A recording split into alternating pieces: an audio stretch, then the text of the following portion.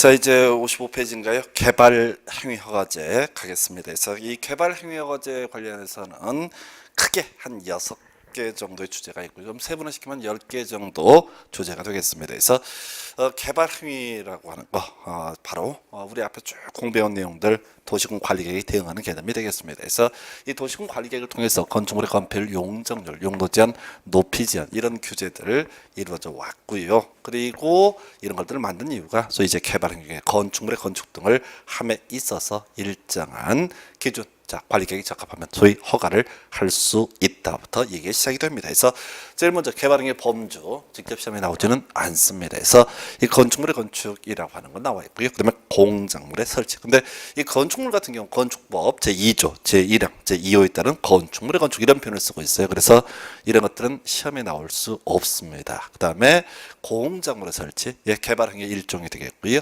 세 번째가 토지 형질 변경이라고 하는 거, 철토 땅 잘라내는 거죠. 성토 위로 싹 올리는 거죠. 정지 다지는 겁니다. 포장 등의 방법으로 토지의 형상을 변경한 행위, 이거 토지 형질 변경으로 부르고요.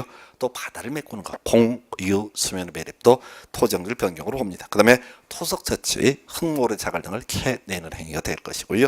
토지 분할, 뭐 구체적인 내용 필요 없고요. 땅 쪼개는 걸 가리켜서 토지 분할이라고 부르게 됩니다. 그리고 물건을 쌓아놓는 행위까지 이렇게 6개의 행위를 가지고 이제 개발 행위를 부르는데 시험에 나오는 포인트는 소위 허가상이냐, 통지상이냐, 허용상이냐를 비교하는 것이 출제 포인트가 되겠습니다. 그래서 정리를 해놨습니다. 그래서 먼저 개발 행위 허가를 받아야 되는 케이스에서 자, 허가받은 사항을 변경하고자 합니다. 원칙적으로 허가를 받아야 돼요. 그래서 구체적으로 우리가 시험에 뜨는 것은 바로 연장하고 확대라고 하는 개념이 되겠습니다. 그래서 자, 연장할 때는요 무조건 허가를 받아야 됩니다. 허가받은 기간을 연장을 하고자 합니다. 또는 허가받은 면적을 자 확대하고자 합니다. 그러면 허가를 받아야 돼요. 이 두 가지가 주된 논의의 대상. 다만 그 4번 항목인가요? 토정질 변경을 목적으로 하지 않는 토석 채취 19회 때 구성되고 한 10년째 안 나오고 있는데 이렇습니다. 원래 토석 채취는 허가를 받아야 됩니다. 그런데 토지 형질 변경 허가를 받게 되면요, 토정질 변경 허가를 받게 되면은 자, 거기에 이제 수반에서 토석을 채취하는 경우가 있다는 얘기죠. 이런 경우는 허가를 요하지 않습니다. 그래서 우리가 일반적인 의미의 토석 채취라고 하는 거 요건요 허가를 받아야 되거든요. 그래서 시험용으로 접근할 때는 토지 형질 변경을 목적으로 하지 않는 토석 채취, 이게 일반적인 의미의 토석 채취다 해서 다만 최근의 문제 구성만 가지고 판단하게 되면 연장 확대는 어떻게 해라? 허가를 받아라 이렇게 되어 있고요. 한 페이지 넘기시게 되면 통지사항이라고 하는 게 있어요. 그래서 자, 허가 받은 내용을 변경을 하고자 합니다. 예, 이 변경함에 있어서 원래 연장 확대 등 허가를 받는 게 원칙이다라고 했는데 단축이나 축소의 경우는요 이때는 허가를 요하지 않고 통지만 하면 됩니다. 시험 문제 구성할 때는 단축할 때, 축소할 때 통제라 이렇게 되는 게 아니라 단축이나 축소는 허가를 요하지 않는다. 이렇게 이제 시험 지문이 구성이 돼요. 그리고 앞에서 연장 확대하고요. 이 단축, 축소를 보통 묶어서 구성하는 게 일반적인 출제 기술입니다. 그래서 하여간 최근 문제 거의 대부분을 차지하고 있는 것이 바로 연장과 확대는 허가를 받아라. 그리고 단축과 축소는 허가를 요하지 않는다. 요렇게 정리를 해 주실 겁니다. 그리고 문제 구성할 때는 이제 다 연장하거나 단축하는 경우 허가를 요한다. 틀린 편. 왜? 연장은 허가고요. 단축은 허가를 요하지 않습니다. 또는 연장하거나 단축을 하는 경우에 통지하면 된다. 또는 허가를 요하지 않는다. 다 틀린 표현이에요. 자, 지금 단축의 경우에는 어떻다고요? 단축의 경우에는 허가를 요하지 않고 즉 통지만 하면 되는데 비해서 연장은 허가를 받으라 해서 보통 문제 구성할 때 연장, 단축을 막 섞어서 구성하면서 주로 틀리게 구성하는 영역이 되겠습니다. 자, 세 번째 항목. 자, 허용 대상 개발 행위라고 해서요. 자, 총 3가지가 주된 논의의 대상이 됩니다. 그래서 도시 구운 계획사업, 그다음에 재복구 재난 수습을 위한 응급조치, 그리고 경작을 위한 토지 형질 변경까지 이 세 개로 거의 문제를 도배를 합니다. 그래서 개념부터 볼까요? 자, 도시군계획 사업이라고 하는 거, 자, 도로, 학교, 공원을 만드는 사업을 가리켜서 앞에서 도시군계획시설 사업이라고 공부를 한 바가 있습니다. 도시군계획시설 사업이에요.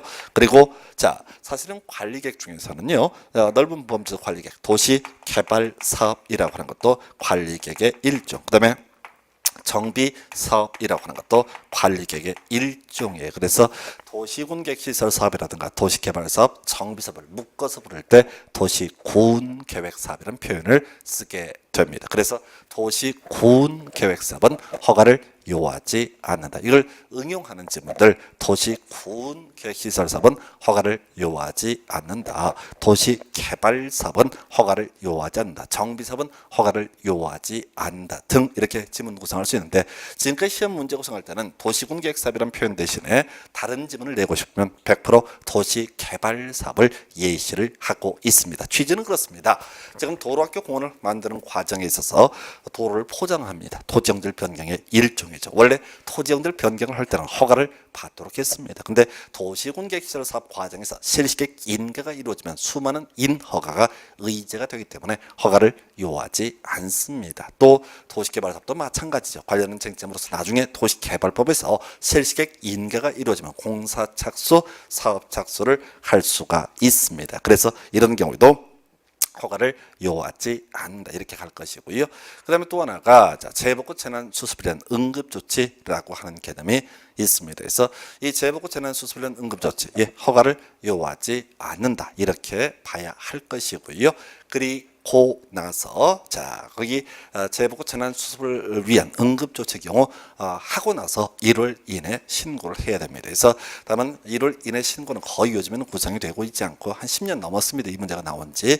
다만 재복구 재난 수습은 허가를 요하지 않는다 이렇게 갈 것이고, 제일 어려운 게 경작을 위한 토지 형질 변경이라고 하는 주제예요. 그래서 자, 문제는요, 이 경작을 위한 토지 형질 변경, 우리가 호미질, 삽질하는 경우 있잖아요. 이런 경우 허가를 요하지 않는다 이렇게 이제 가게 되는 건데, 요는 그렇습니다. 시험 실제 지문을 구성을 함에 있어서는 그냥 경작을 위한 토지형질 변경을 구성하는 게 아니라 지목 변경을 수반하고 하지 않고 이런 식으로 흔들었죠. 예를 들어서 거기 박스 지문을 보니까 8번, 9번, 10번 지문 세 개를 비교하게 되면 8번 지문에 경작 나와 있죠. 끄트머리 허가를 받지 아니한다 오른편.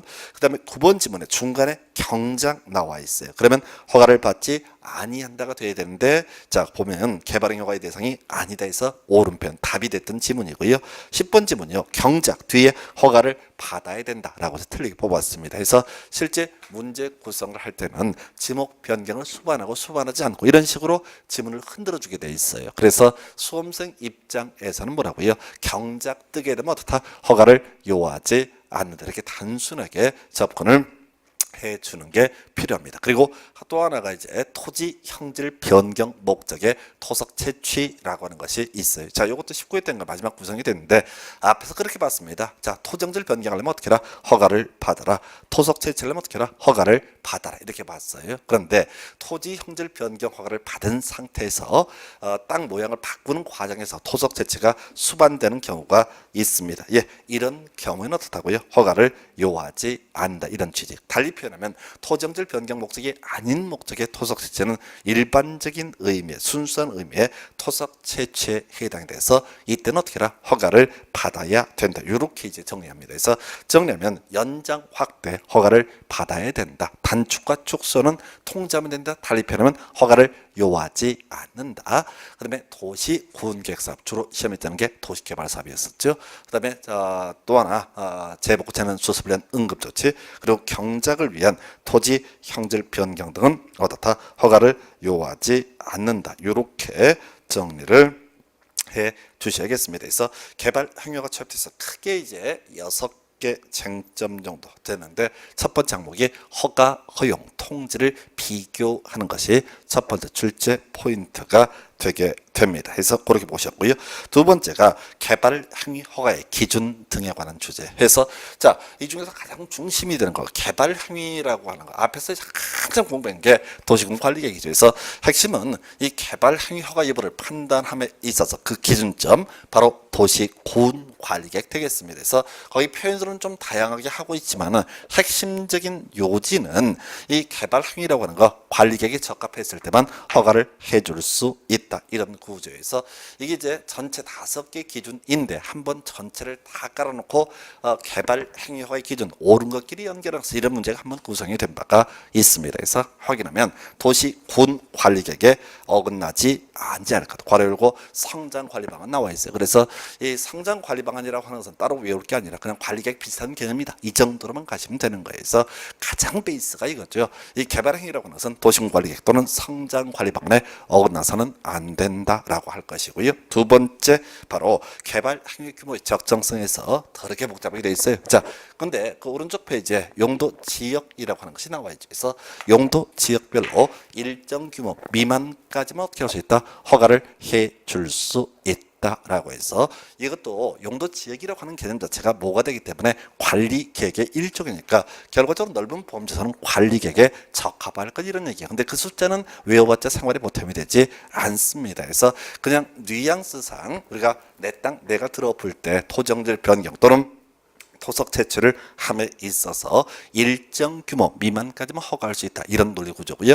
세 번째가 도시군 계획사업에 지장을 주지 아니할 것 이렇게 되어 있어요. 도시군 계획사업에 지장을 주지 아니할 것 해서 이건 뭐냐면은 누가 이제 건축물의 건축 또는 토지형들 변경 등 이런 개발 행위를 하고자 한다라고 했을 때 주변에 도시군 계획사업이 시행이 되고 있다면 거기에 피해를 줘서는 안 된다. 이런 취지가 되겠습니다. 그래서 옆에서 피해 주게 되면 허가를 해서는 안 된다. 네 번째 항목 겁나 긴데요. 자, 끄트머리 조화를 이룰 것 이렇게 가야 돼요. 그래서 조화를 이루었을 때만 허가할 수 있다. 그래서 굳이 개념을 삼자면 이게 이제 개발 행위의 핵심적인 요소가 되겠습니다. 자, 뭔 소린 거니?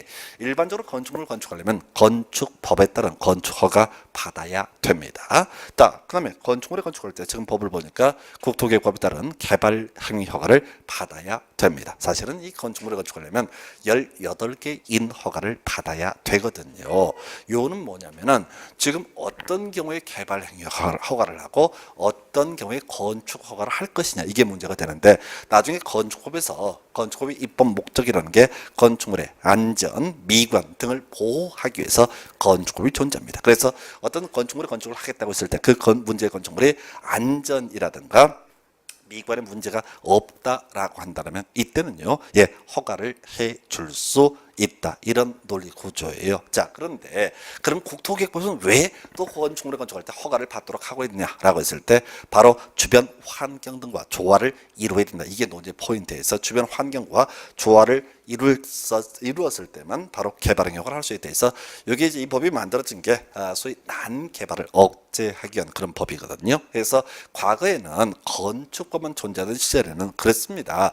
이 건축물의 건축이라고 하는 거 안전 미관은 문제가 없으면 무조건 허가를 내줘야 되는 그런 문제가 발생이 됐거든요. 그래서 주변에 피해를 주는 그런 개발 행위들이 있을 수 있다는 얘기죠. 그래서 그거 제어하기 위해서 조화를 이룰 것. 마지막에 기반 시설, 설치 계획 등이 적정할 것 이렇게 되어 있습니다. 그래서 이렇게 5개 기준을 가지고 다 써놓고 한번 시험에 출제가 된 바가 있어요. 그런데 요거는 지금에 와서는 똑같은 문제를 낼 가능성이 거의 없기 때문에 출제 포인트 아니고요. 그 밑에 이제 한 시대를 풍미했던 문제 도시계획위원회 심의라고 하는 주제 설명드리겠습니다. 자, 여기 이제 상당히 중요한 가치를 갖는데 자, 앞에서 우리 공부하실 때 토지가 있으면 항상 뭐가 있고 용도 지역이라고 하는 것이 존재했었고요.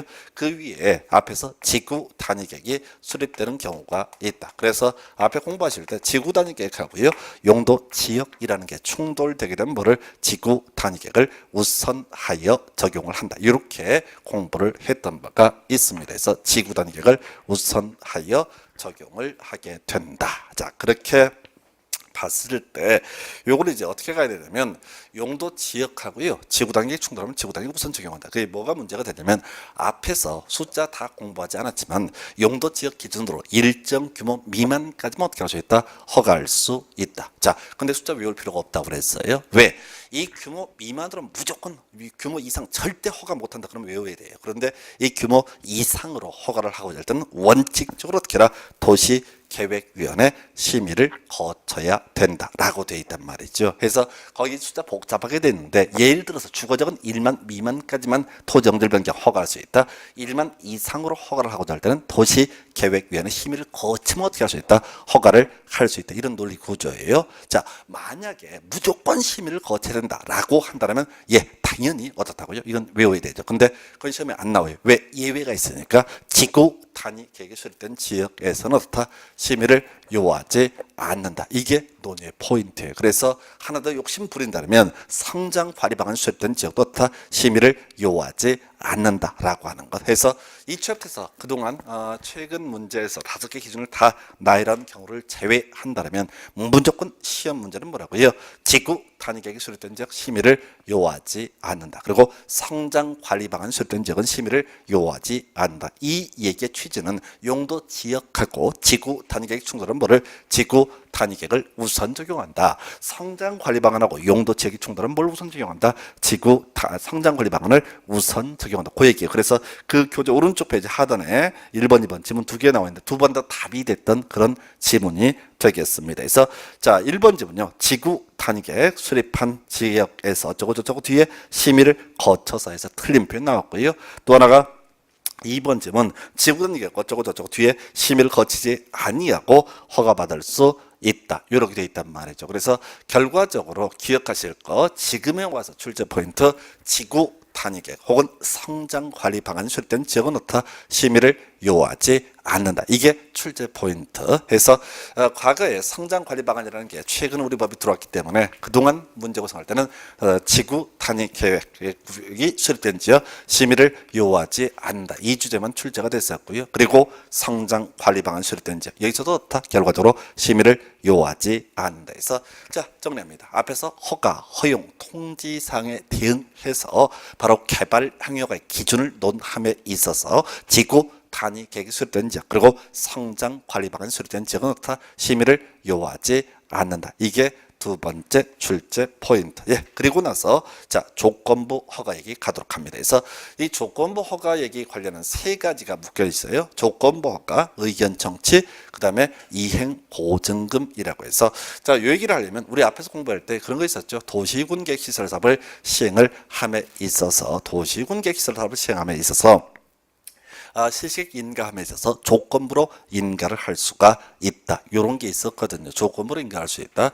그래서 자, 허가도요. 자, 99.9%가 다 조건부가 합니다. 누가 건축물에 건축을 하겠다라고 했을 때 네 마음대로 건물 지어라. 이렇게 하지는 않는다는 얘기죠. 주변에 민원 발생하면 안 돼라는 게 전제가 되게 됩니다. 그래서 자, 조건부로 허가할 수 있다. 해서 시험 문제는 두 가지죠. 조건부로 허가할 수 없다. 조건부로 허가할 수 있다. 두 가지 둘 다 답이 되지 않습니다. 자, 그런데 이 조건부 허가에서 또 하나 답이 되진 않지만 항상 나오는 질문 의견 청취.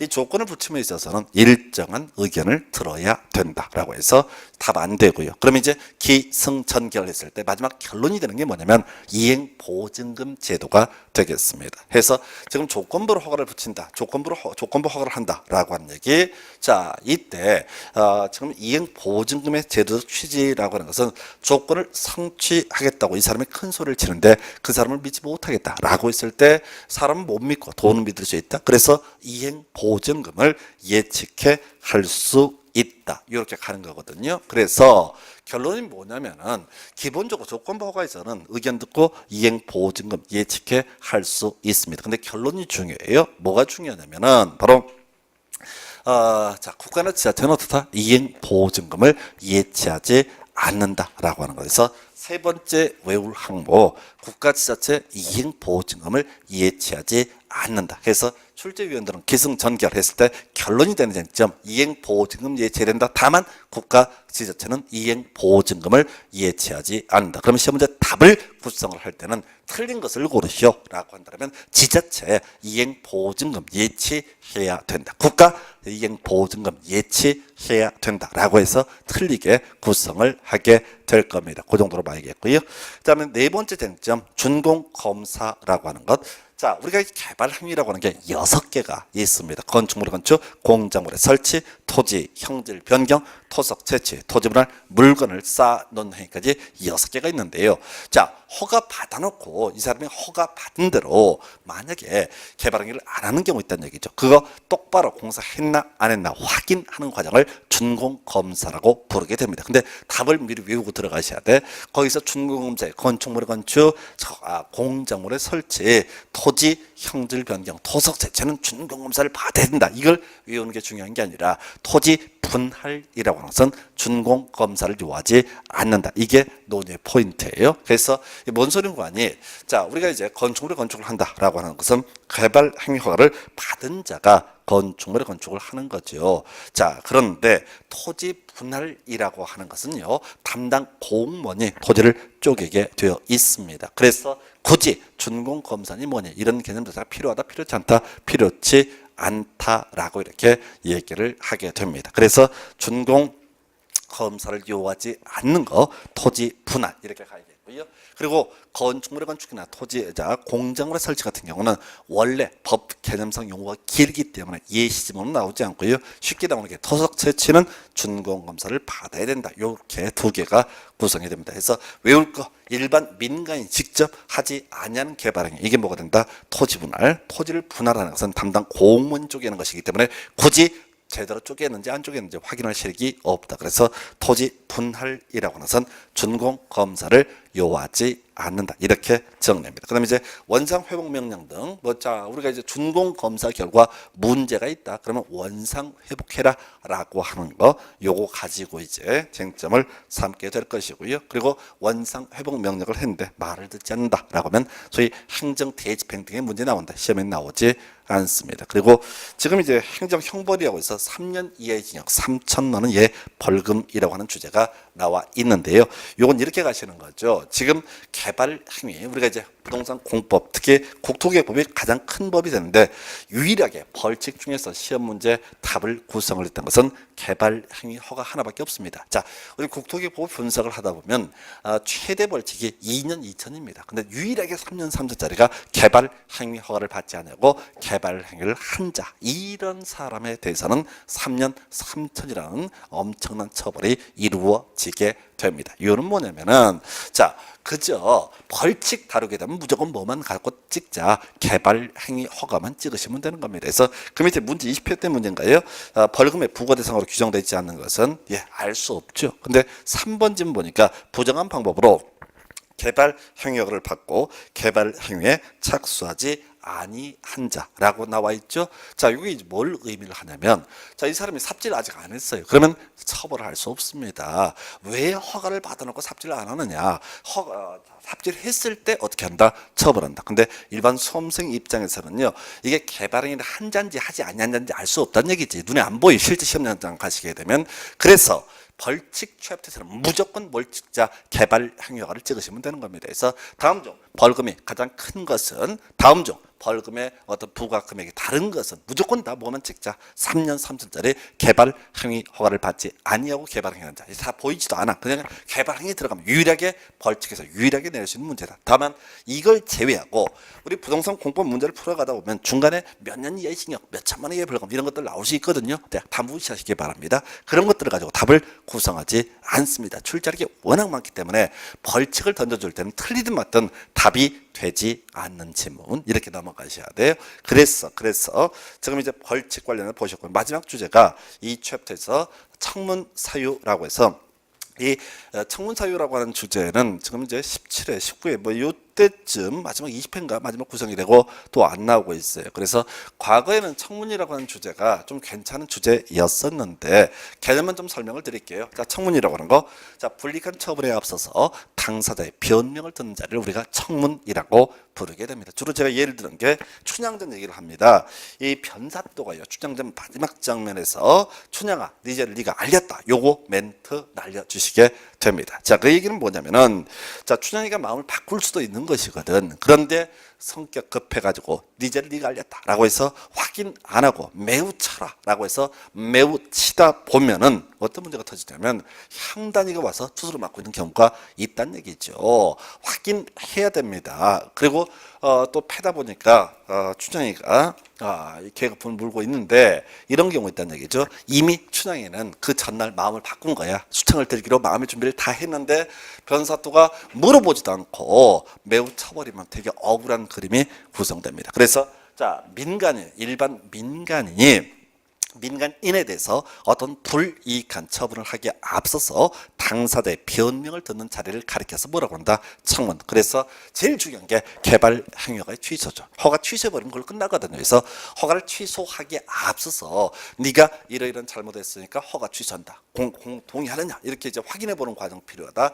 해서 개발 행위허가 취소할 때 청문 필요하고요. 그다음 좀 어려운 건데 우리 앞에서 도시군객시설 사업 관련해서 비행정청도 시행자가 될 수가 있다라고 했었고요. 그래서 비행정청 시행자 지정을 했다가 그 시행자 지정을 취소하고자 합니다. 그러면 청문 실시해라. 또는 우리 앞에서 도시군객시설 사업할 때 공사 착수할 수 있는 시점이 뭐가 된다? 바로 실시객 인가가 있으면 공사에 착수할 수 있다라고 설명드렸습니다. 그래서 이런 실시객 인가를 취소하고자 할 때 청문사유. 다만 최근엔 잘 내지 않는 문제고요. 그 밑에 있는 문제 중에서 기본계획 승인의 취소, 지구단계 구역 지정 취소, 관리계획 결정 취소 등 이게 이제 틀리게 된 지문들인데 문제는 뭐냐면 이것들의 공통점. 자, 도시군 기본계획을 민간인 수립하지 않습니다. 도시군 관리계획 위반 민간인이 하지 않습니다. 지구단계 관련해서 민간인 위반을 하지 않습니다. 그래서 이런 것들은 민간이랑 아무 관련 없어. 그래서 결과적으로 국토기획법에서 청문 사유라고 하는 것은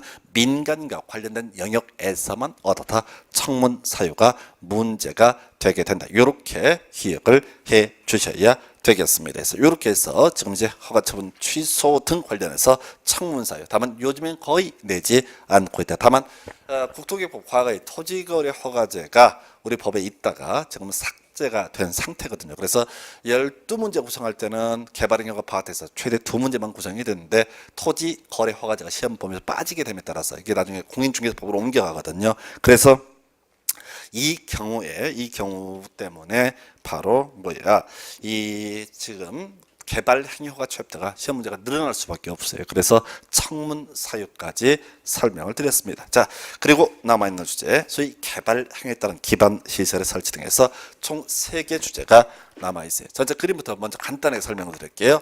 어떤 지역에서 개발 행위 허가 자체가 집중되게 됩니다. 건축물의 건축 등 이런 것들 허가가 많이 이루어지게 되는 경우 등이 있다. 자, 그러면 이제 이때 발생할 수 있는 것 크게 먼저 2가지가 문제가 됩니다. 그 중에 하나가 개발 밀도 관리 구역이라고 하는 개념이 하나가 문제가 될 것이고요. 그리고 또 하나가 기반 시설 부담 구역이라고 하는 것도 하나의 문제가 될 수가 있다. 이게 이제 기본 구조거든요. 그래서 개념을 보면 자, 어떤 지역을 조사해 보니까 개발 행위에 집중에 따라서 기반 시설이 부족하고 두 번째 요건, 자, 설치가 곤란하다라는 요건, 2가지 요건을 모두 충족하면 이런 지역에 대해서 개발 밀도 관리 구역 지정할 수 있고요. 이에 비해서 기반 시설이 부족하지만 해석상 설치가 가능한 지역에 대해서 이런 지역에 대해서 기반 시설 부담 구역이라고 하는 것을 지정을 할 수 있습니다. 그래서 큰 뼈는 일단 2개로 가고요. 그리고 개발 행위가 집중해서 또 하나 문제가 되는 것이 자, 개발 행위 허가의 제한이라고 해서요. 기본 3년의 경우에 따라서 1회 2년에서 최장 5년까지 허가 자체를 금지하게 되는 것이 개발 행위 허가의 제한 이렇게 얘기를 합니다. 그래서 자, 요렇게 일단 뼈대 잡아놓고요. 자, 이 개발 밀도 관리고요. 기반 시설 부담 구역부터 보셔야 되는데 이 개발 밀도 관리 구역, 기반 시설 부담 구역에서 기본적으로 논의할 것이 이 구역이란 표현이에요. 우리 앞에서 국토기획법 공부하실 때 구역이라고 하는 거, 용도구역이 있었죠. 그래서 개발 제한구역, 개발 밀도관리구역 아니에요. 개발 제한구역, 시가화 조정구역, 도시 자연공원구역, 수산자원보호구역, 그리고 입지, 규제 최소 구역까지 총 5개가 있었습니다. 그래서 이런 논리 구조죠. 그래서 이 개발 제한구역, 시가화 조정구역, 수산자원보호구역, 도시 자연공원구역까지 구역이라는 표현을 쓰고 있는데요. 문제는 뭐냐면은 개발 밀도관리구역이나 기반시설 부담구역은 소위 용도구역 관리계획 범주에 포함되지 않는다라고 하는 거에서 최근 문제 중에서 맨날 냈던 것 중에 하나가 관리계획으로 틀린 걸 고르시오. 2번이나 개발 밀도관리구역의 지정. 이건 이제 출제 입장에서 개발 제한구역하고 착각을 유도하는 거죠. 그래서 개발 밀도 관리구역, 기반시설 부담구역 각각 뭐가 된다? 용도구역이 아니다. 이 얘기부터 시작할게요. 그리고 개발 밀도 관리구역에서는 외울 게 크게 3개, 최대 4개죠. 그래서 첫 번째 의라고 해서 개발 밀도 관리구역, 개발로 인해서 기반 시설이 부족할 것으로 예상되는 지역으로서 그 설치가 곤란한 지역에서 부족하고 설치 곤란한 지역에 대해서 개발 밀도 관리구역을 지정을 하게 된다. 부족하고 설치 곤란. 이게 첫 번째 암기 항목. 두 번째요. 뭐 그다지 중요한 건 아니죠. 기준 모두 국토교통부 장관이 정한다. 일단 여기까지 가고요. 그 다음에 지금요 어떤 지역이 기반 시설이 부족하고 설치가 곤란하다라고 했을 때 너무 포괄적이야. 그래서 우리 계획법 시행령 등에서 구체적인 기준을 정해놓고 있습니다. 그래서 도로 상하수도학교 2년 20% 해서 이건 디테일하게 외울 거 아니고요. 기반 시설이 부족하고 설치 곤란, 기반 시설이 부족하고 설치 곤란. 좀 더 구체적으로 도로 상하수도학교 2년 20% 이렇게 돼 있어요. 그래서 도로 상하수도학교 2년 20% 이게 이제 숫자들은 큰 이슈가 되지 않고 나중에 20% 똑같이 나오게 되는데 이런 것 자체에 현혹이 되면 안 돼요. 그래서 자 부족하고 설치 곤란 좀 더 구체적으로 도로 상하수도학교 2년 20% 이래 되어 있고요. 마지막이요. 바로 효과라고 해서 이렇게 부족하고 설치 곤란한 지역 또는 지금 도로 상하수도학교 2년 20% 이런 것에 해당이 되게 되면 이런 지역에 대해서 개발 밀도 관리구역 지정을 할 수가 있고요. 지정이 됐을 때 법적 효과라고 하는 거. 자, 토지가 있으면 항상 뭐가 있고 용도 지역이라고 하는 것이 있고요.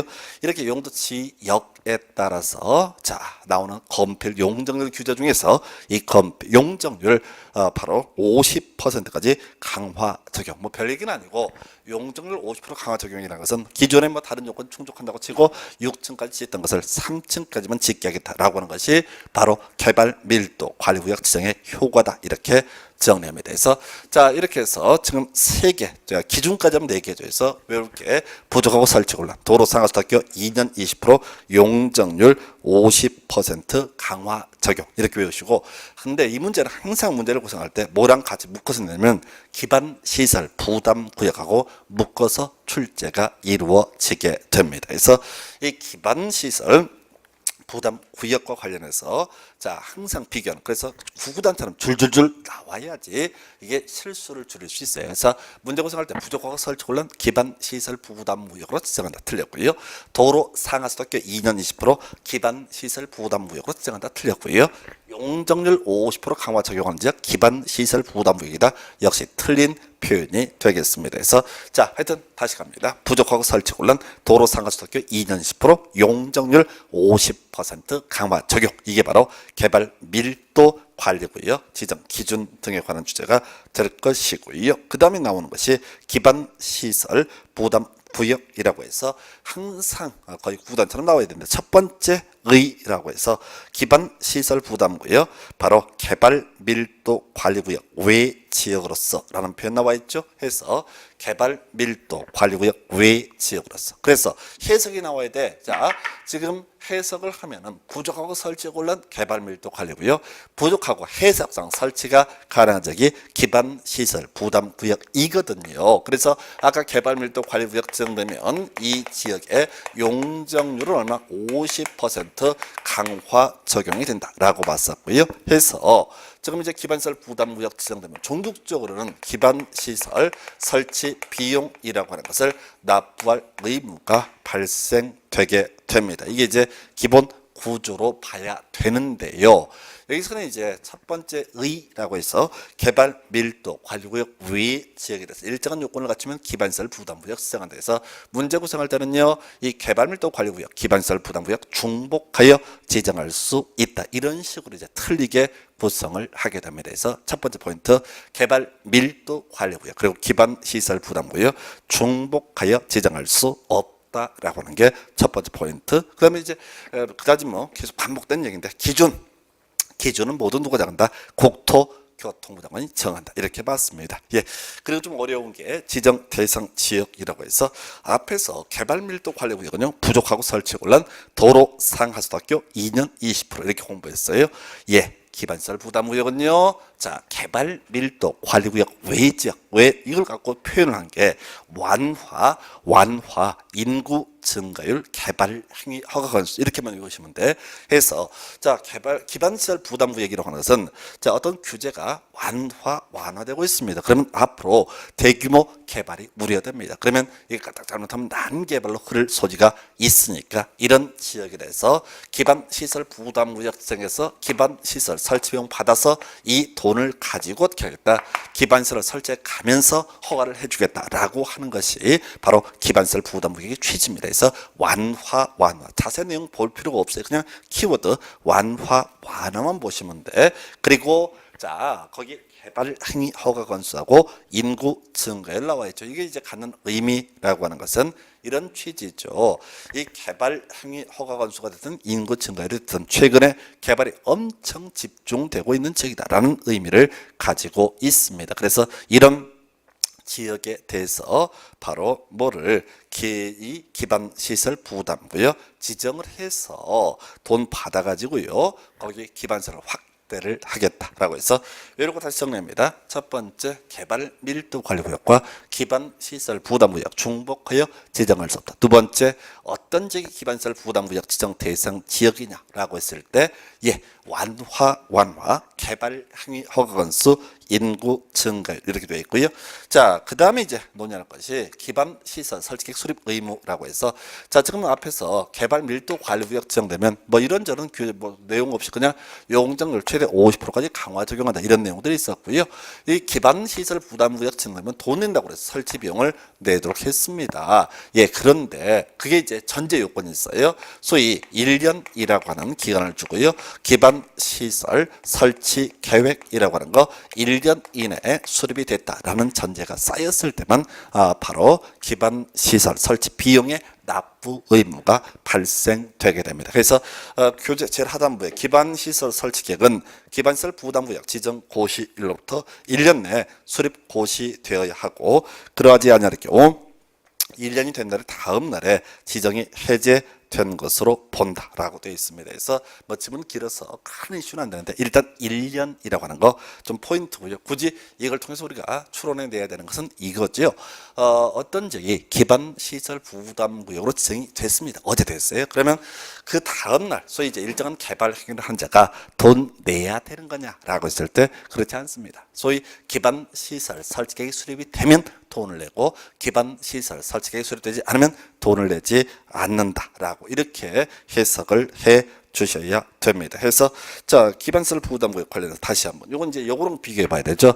지구단위 계획구역하고 지구단위 계획의 관계를 보는 거예요. 그래서 어떤 토지 위에 일정한 섹터 지구 단위 계획구역을 지정을 했습니다. 그러면 우리가 이제 지구단위 계획 3년 내 수립이 된다라고 이렇게 수립이 돼야 된다라고 했었고, 3년 내 지구 단위 계획이 수립되지 않으면 3년이 된 날에 다음 날 실효가 된다, 이런 것들을 공부를 하신 바가 있습니다. 예, 그렇게 봤을 때요, 지금 지구단위 계획구역이라고 하는 개념은 앞으로 보통 규제 완화가 이루어질 지역, 이런 의미, 뉘앙스를 가지고 있습니다. 이에 비해서 지금 우리가 논의하는 기반시설 부담구역이라고 하는 것은 규제 강화가 예상되는 지역, 이런 뉘앙스를 가지고 있고, 실질적으로 기반시설 부담구역 안에서 규제가 강화되기 위해서는 바로 기반시설 설치 1년 내 수립이 돼야 된다, 이렇게 이제 가야겠고요. 어찌됐든 개발밀도 관리구역 외지역 완화, 개발 행위 건수, 인구 증가율이 주된 포인트, 그리고 실질적으로 돈을 받기 위해서는 설치 계획 1년 내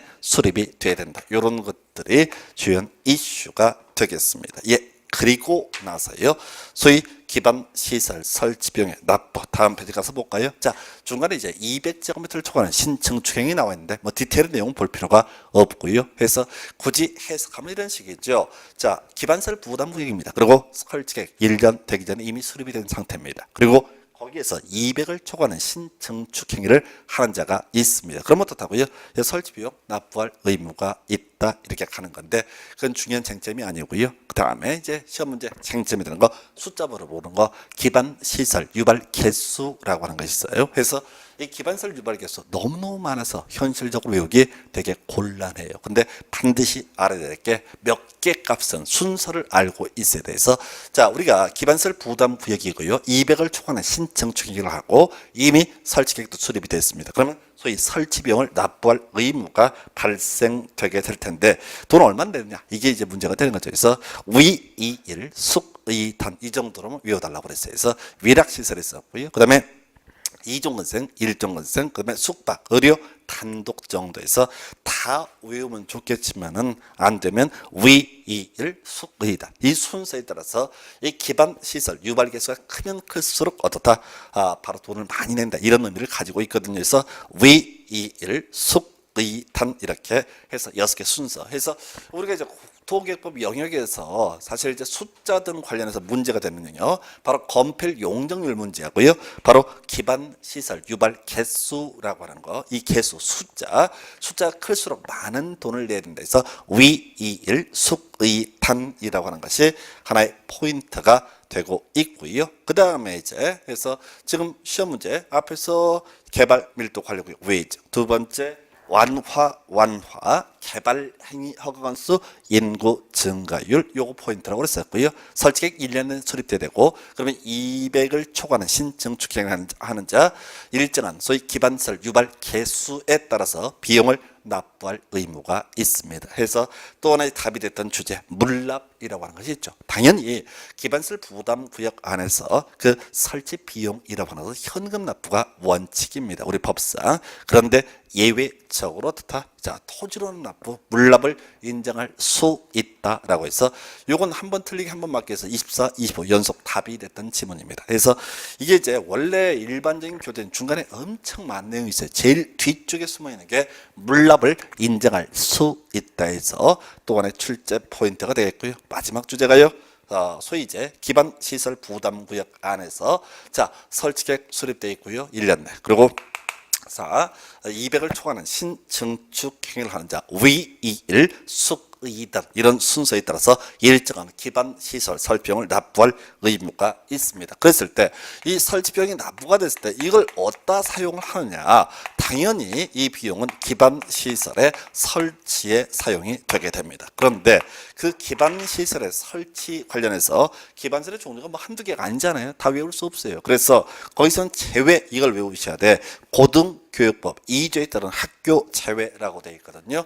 고등교육법 2조에 따른 학교라고 하는 거 대학을 의미합니다. 그래서 무슨 얘기인가니 기반 시설 부담 구역 안에서 설치 계획이 수립이 됐다라는 전제 하에서 200을 초과하는 신증축 계획을 하는 자 일정한 자 기반시설 유발 개수 이 계산식에 따라서 기반시설 설치 비용을 납부를 하게 되면 그 돈을 가지고 기반시설을 확보를 하는데 답으로 시험 문제 답으로 외워야 될 것은 대학은 기반시설 설치 비용으로 설치될 기반시설에 포함되지 않는다 해서 나머지를 보는 게 아니라 대학은 어떻다 바로 설치 대상 기반시설이 아니다 라고 하는 게 출제 포인트가 되겠습니다. 자 이렇게 해서 기반시설 부담 구역까지 보셨고요. 마지막 주제가 소위 개발 행위 허가의 제한이라고 하는 개념이 되겠습니다. 그래서 사실 이 개발행위허가 제한 좀 많은 문제가 구성되지는 않는데 포인트를 잡아주셔야 돼. 허가 자체를 일정 기간 막아버린다라고 하는 게 개발행위허가의 제한이에요. 그래서 거의 교재는 이제 이 개발행위허가 제한 관련해서 그렇게 됐어요.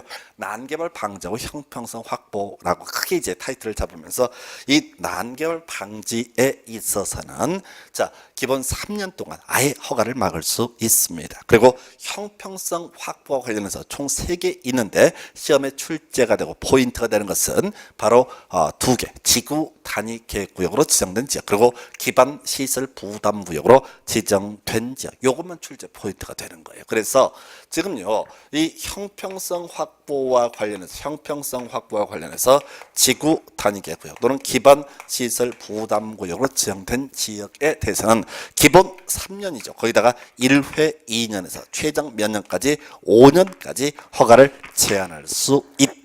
이렇게 정리합니다. 그래서 사실은 이 얘기를 가지고 거의 대부분의 문제, 지금까지 나왔던 100%의 문제를 다 해결할 수 있습니다. 개념부터 먼저 확인해 드릴게요. 왜 지구 단위 계획구역으로 지정된 지역하고 기반 시설 부담 구역으로 지정된 지역 허가를 막을 수가 있느냐라고 했을 때 이게 이렇게 이제 가는 거죠. 지구 단위 계획구역이 지정되면 앞으로 지구 단위 계획 수립 여하에 따라서 대규모 규제 완화가 예정이 되어 있습니다. 짧은 시간 안에 누구는 규제 완화의 혜택을 받고 누구는 규제 완화 혜택을 받지 못하게 되면 형평성 문제가 터지게 됩니다. 그래서 기본 3년에 1회 2년, 최장 몇 년까지 5년까지 아예 허가를 제한할 수 있다. 이런 취지가 되는 거고요. 또 하나가 기반시설 부담구역. 앞에 소리가 기반시설 부담구역 지정된다고 해서 무조건 다 돈을 내는 것은 아니다. 즉 설치객이 1년 내 수립이 돼야 된다라고 이렇게 지적을 했었거든요. 그래서 설치객이 1년 내 수립이 되게 되면 그때 바로 설치 비용 납부할 의무가 있습니다. 그래서 기반시설 부담 구역이라고 하는 것은 앞으로 규제 강화가 예상된 자, 짧은 기간에 누구는 이제 설치객 수립되지 않아서 돈을 안 내고 누구는 설치객 수립돼서 돈을 내게 되면 형평성 문제가 발생되게 됩니다. 그래서 기본 3년에 1회 2년, 최장 5년까지 허가 제한할 수 있다. 그럼 시험 문제 구성할 때 이렇게 하는 거죠. 최장 5년까지 허가를 제한할 수 있다라든가 혹은 개발 행위허가 제한 기간 연장할 수 있다라는 표현이 있게 되면은 그 앞에요 3개가 들어갈 수 있는데 실제 시험에는 기반 시설 부담 구역으로 지정된 지역 그리고 지구 단위 계획 구역으로 지정된 지역 들어가면 오른편 이렇게 할 것이고 한편 자 개발 행위허가 제한 기간 연장할 수 없다라든가 또는 자 최장 3년까지 허가를 제한할 수 있다라는 말이 들어가 있게 되면은 거기에 앞에는 뭐만 없으면 돼 지구 단위 계획 구역 그리고 기반 시설 부담 구역만 없으면 어떻다 그걸로 충분하다 이렇게 해석을 합니다. 그래서 모든 문제가 마찬가지예요. 그래서 최장 5년까지 허가를 제한할 수 있다라는 표현이 있게 되면 그 앞에 지구 단위 계획 구역 기반 시설 부담 구역 들어가야 되고요. 거꾸로 최장 3년까지 허가를 제한할 수 있다라는 표현이 있게 되면 그 앞에 바로 지구 단위 계획 구역 기반 시설 부담 구역만 없으면 오른편. 그 바로 밑에 문제도 18회 문제인가요? 빤하죠. 자, 제일 핵심 5년 동안 허가를 제한할 수 있는 지역을 모두 고른 것은 그러면 모르지. 자, 리을하고 미음 바로 지구 단위 계획 구역으로 지정된 지역 그리고 기반 시설 부담 구역으로 지정된 지역 이 두 개만 아시면은 이 어려운 문제를 다 푸실 수가 있습니다. 그리고 나머지 지문들도 분석을 해 보게 되면요. 빤해요. 연장할 수 있는 것 또 5년 동안 허가를 제한할 수 있는 것 이 표 앞에는 항상 기반 시설 부담 구역 또는 지구 단위 계획 구역이 있으면 충분하고요. 그리고 연장할 수 없다든가 최장 3년 동안 허가를 제한할 수 있다라는 표현 앞에는 지구 단위 계획 구역 혹은 기반 시설 부담 구역이 없으면 그 지문은 오른편 이렇게 단순하게 접근해 가는 지혜가 필요합니다. 자, 이렇게 해서 오늘 이제 개발 행위 허가 관련한 쟁점까지 확인을 해 보셨고요. 다음 시간은 도시개발법 가지고 공부하도록 하겠습니다. 자, 수고했습니다.